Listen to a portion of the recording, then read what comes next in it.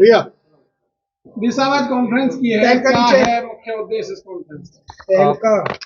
इसमें जैसे कि पूरे भारतवर्ष में इलेक्शन अनाउंस कर दिया गया है माननीय जो हमारा इलेक्शन कमीशन है, इलेक्शन कमीशन ऑफ इंडिया, उनके द्वारा।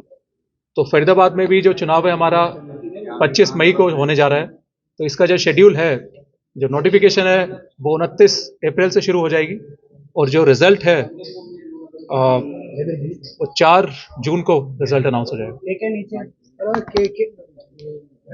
सर, जिस तरीके से हम देख रहे हैं कि चुनावों में कई सारी चीजों का ध्यान रखा जाता है, चाहे एडवर्टाइजमेंट से लेकर बात करें, तमाम चीजों को लेकर, उन्हें किस तरीके से जो है वो ध्यान रखा जाता है? बिल्कुल ही, जैसे एडवर्टीजमेंट्स जो हैं या फिर पेड न्यूज है, तो उन सभी के लिए हमारी media certification and monitoring committee बनी हुई है, जिसका जो हमारा सेंटर है डीसी ऑफिस में ही बनाया गया है।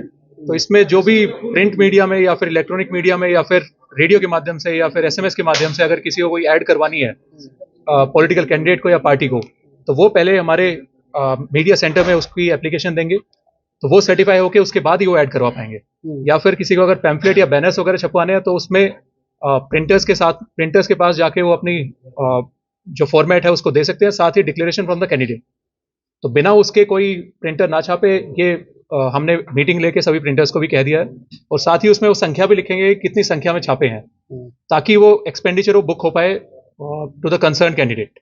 सर, जिस तरीके देखते हैं कहीं ना कहीं सोशल वोटर्स को क्या अपील आपकी तरफ से की जाएगी ज्यादा से ज्यादा वोट? तो वोटर्स को मेरी यही अपील रहेगी कि ज्यादा से ज्यादा संख्या में आए और 25 मई जैसा कि जो हमारी वोटिंग डेट है, तो उस दिन अपने कंसर्न पोलिंग बूथ पे जरूर जाएं और वोट जरूर करें।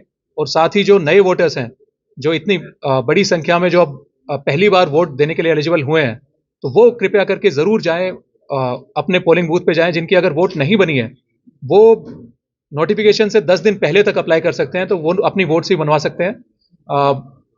जो डिलीशन का जो टाइम था, वो डिलीशन का टाइम जा चुका है। तो अब जो फॉर्म्स जो पेंडिंग थे, या जो इलेक्शन कमीशन की अनाउंसमेंट जब हुई थी, तब तक जो फॉर्म्स थे वही बस अब प्रोसेस करे जाएंगे। इसके अलावा जितने भी फॉर्म्स अगर डिलीशन के आएंगे, वो पोल प्रोसेस होने के बाद में प्रोसेस करे जाएंगे। चुनाव आयोग की जो गाइडलाइंस है, अगर उनका कोई उल्लंघन करता हुआ मिलता है प्रत्याशी या उनके वो, तो क्या कुछ कार्रवाई, किस तरह की कार्रवाई होगी? तो बिल्कुल ही, इसमें अगर कोई MCC की वॉयलेशन करता है, तो इसमें RP एक्ट में, रिप्रेजेंटेशन ऑफ पीपल एक्ट में भी उसके खिलाफ कार्रवाई करने का प्रावधान है। या फिर अगर कोई जो प्रोविजन है IPC के प्रोविजन का उल्लंघन करता है, तो उसके तहत भी कार्रवाई करने का प्रोविजन। सुरक्षा लिहाज से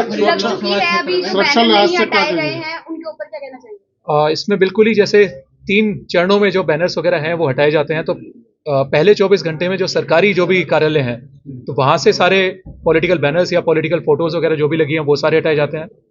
48 घंटों में पब्लिक प्लेसेस से हटाए जाते हैं, और 72 घंटे में जितने भी प्राइवेट प्लेसेस हैं उनसे हटाए जाते हैं। तो वो कार्रवाई सारी चली रही है। कंसर्न टीम्स भी एरिया वाइज भी बना दी गई हैं। अर्बन में MC के देखा देखी में काम चल रहा है, और रूरल में भी काम चल रहा है। इसके लिए नोडल ऑफिसर भी हमारे नियुक्त हैं, और सभी कर्मचारी जो हैं कार्यरत हैं। सारे पोस्टर्स वगैरह बैनर्स हटाए जाए। सर, चुनाव के मद्देनजर सुरक्षा लिहाज से किस तरीके की तैयारियां की गई हैं? और बिल्कुल ही सुरक्षा के हिसाब से भी कार्रवाई करी गई है। या फिर मैं कहना चाहूँ कि जो हमारी FST हैं, SST हैं, या फिर बाकी टीम्स भी हैं, वो भी सारी कार्यरत हैं। तो कोई भी अगर ऐसी कंप्लेन आती है या फिर ऐसा इंसिडेंट आता है, तो वो एक्शन लेने में सक्षम है। और सिक्योरिटी के हिसाब से भी पूरा कार्रवाई करी गई है। हरियाणा पुलिस की तरफ से माननीय जो हमारे कमिश्नर ऑफ पुलिस हैं, तो उनकी तरफ से भी टीम्स बनाई गई हैं।